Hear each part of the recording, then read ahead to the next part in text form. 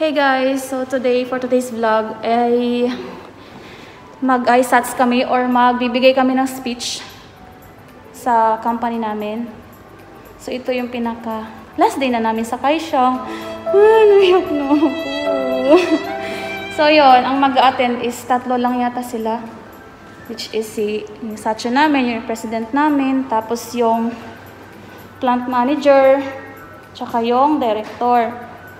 Siguro may mag-attend din ako miyay na representative, tsaka isang suya ko yung magta-translate ng speech namin. Ever since the day that you went away. So yun, may mga nakaprepare kasi kaming speech.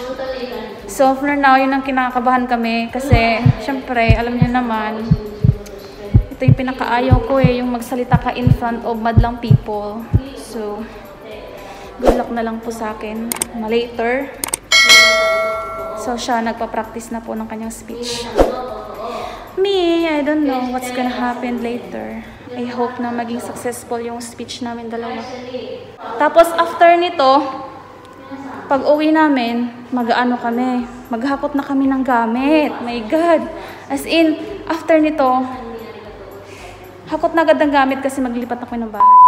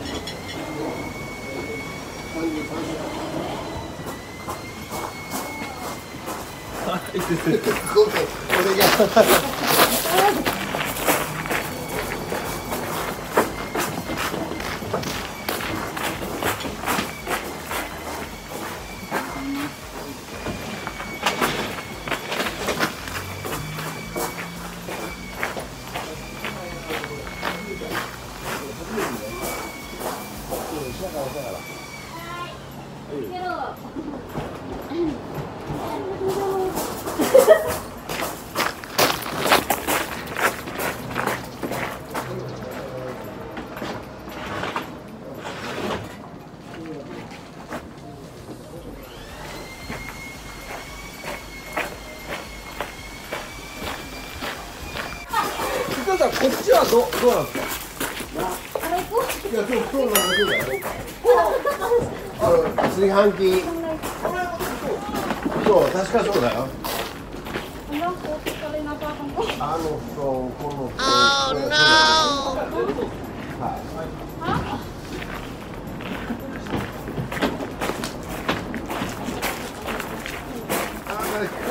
Halo. Sigaw dulu, sigaw. Go.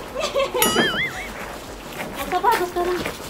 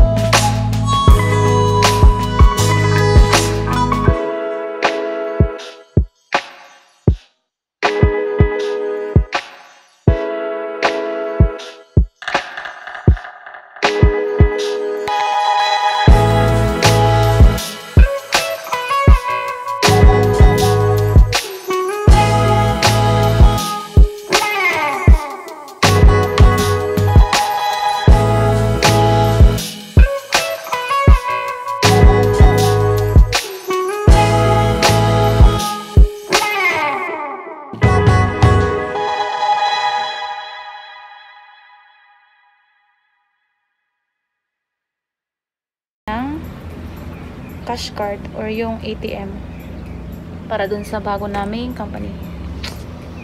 Okay, nasa biyahe na naman kami ulit. Update lang. Anong ako kung okay pa ako? Okay ka pa, girl. Okay pa naman siya, di ba? So, parang naano na kami, nahihilo na. So, ayan ang bank. Papasok kami dyan. Ano guys, ayos yung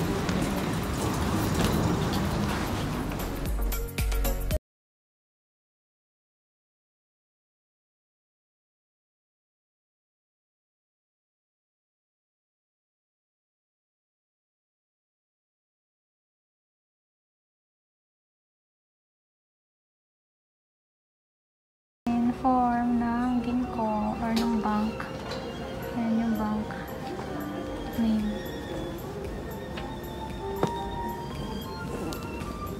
Marami-rami susulot namin eh. One eternity later. Hey! Nandito, pagod much. Hindi naging yung isa. So, ayan, nandito na kami sa kwarto namin. So, magkasama kami sa isang kwarto. Kasi walang available ng tig-isa. So, magkasama kami dalawa. So, literal po siyang pagod na kasi pinapaupo po siya ng oras sa oras. So, ayan. taas kamay. Ay, taas kamay daw. Ayan, yung mga gamit. Oh, nakakalat pa, guys. Di pa nakarating kasi yung aparador namin, yung ref, ano pa, yung bed namin. So, hindi pa namin siya mapupwesto here. Kaya parang, hindi pa kayo makapag-isip ng tamang ano, you know. Tapos yun pala, ito pala yung aircon namin na sosyalin kasi mahaba-haba siya eh. So, abot hanggang paa. Tapos, yung kortina namin na sampahin na din naman siya. So, ganyan yung itsura. Patikim pa lang to kasi later, ay, magagawa ko ng vlog na separate para sa room tour. Ay, yung vlog na yon, room tour yon. Okay na lang yan. Wala akong ganyan eh. Ayan, sampayan. Okay. So, ano siya, lumang building daw ito. Tapos ito yung pa-lampshade ni Mayor. Lampshade? Nasa ibabaw? Chandelier? Hindi rin naman. Ang tawag dyan. Basta yun. Yan guys. Oh. So, update ko na lang kayo kapag naayos na namin lahat to, no? Maggagawa ako ng room tour. Itutour ko kayo sa bago naming tirahan. Magmula sa entrance hanggang sa loob, CR, ganyan. Para masaya, di ba? So, watch out. Mamaya na lang ulit. So, hello guys. Good morning. Hindi na ako nakapag-outro kahapon.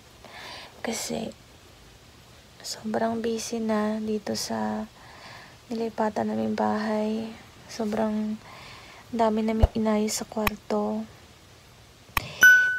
Kasi maliit lang yung room. So, pinagkasya namin lahat ng gamit namin.